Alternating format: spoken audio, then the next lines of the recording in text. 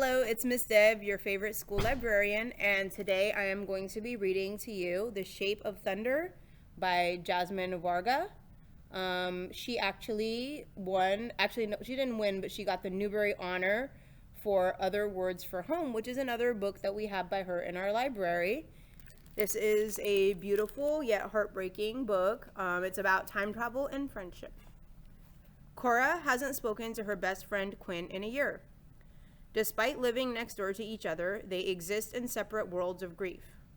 Cora is still grappling with the death of her beloved sister in a school shooting, and Quinn is carrying the guilt of what her brother did.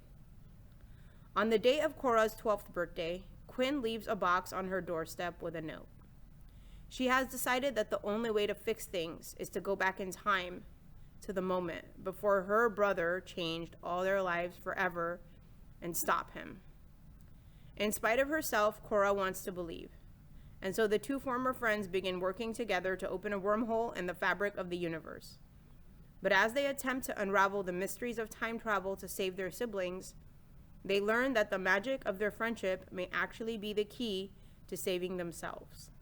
The Shape of Thunder is a deeply moving story told with exceptional grace about friendship and loss and how believing in impossible things can help us heal. Let's go ahead and get into Chapter 1 of The Shape of Thunder by Jasmine Warga.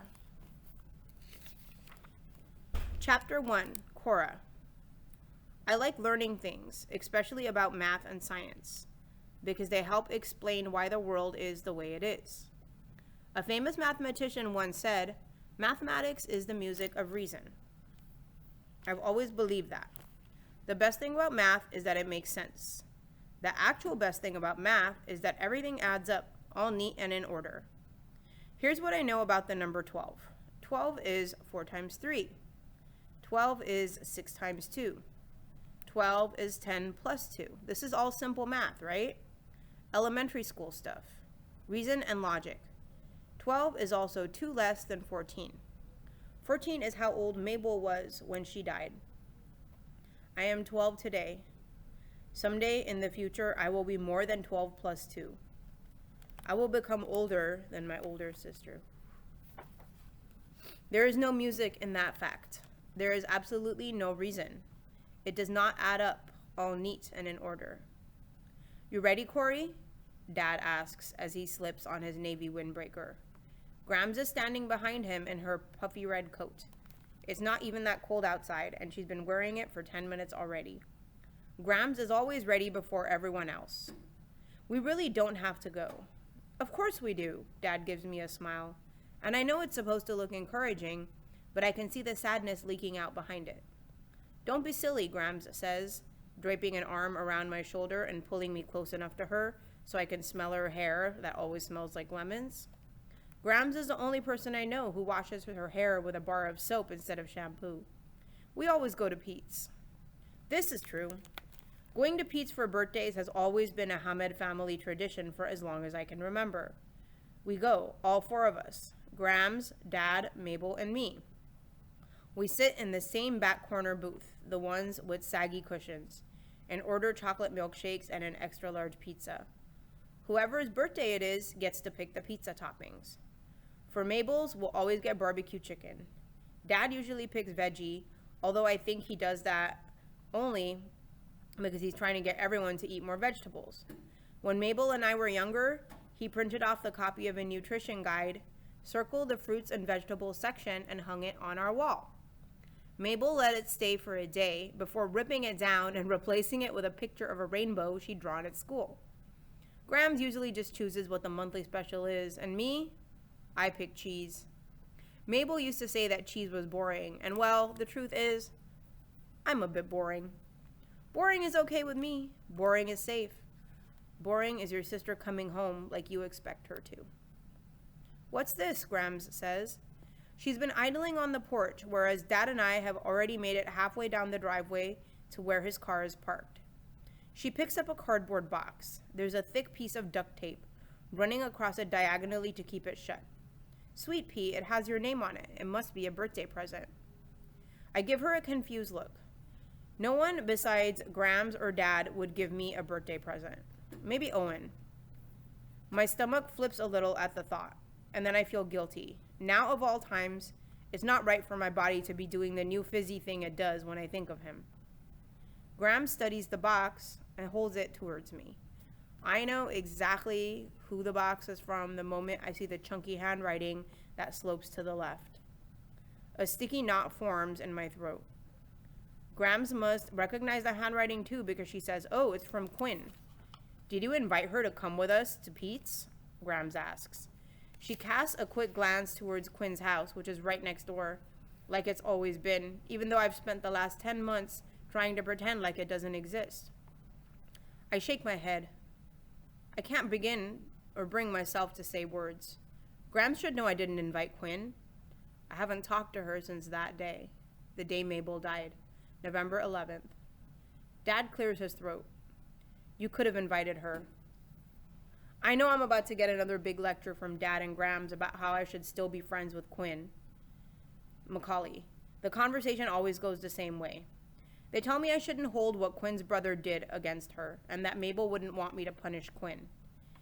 The thing is, though, deep down, I think Mabel would hold a grudge against Quinn, and she'd expect me to also. It's not that my sister was mean or anything, but she was what grown-ups call a force. When she got mad, she stayed mad, even about stupid, silly things. She never forgave David Wilkes for breaking the ceramic bird she made in 2nd grade.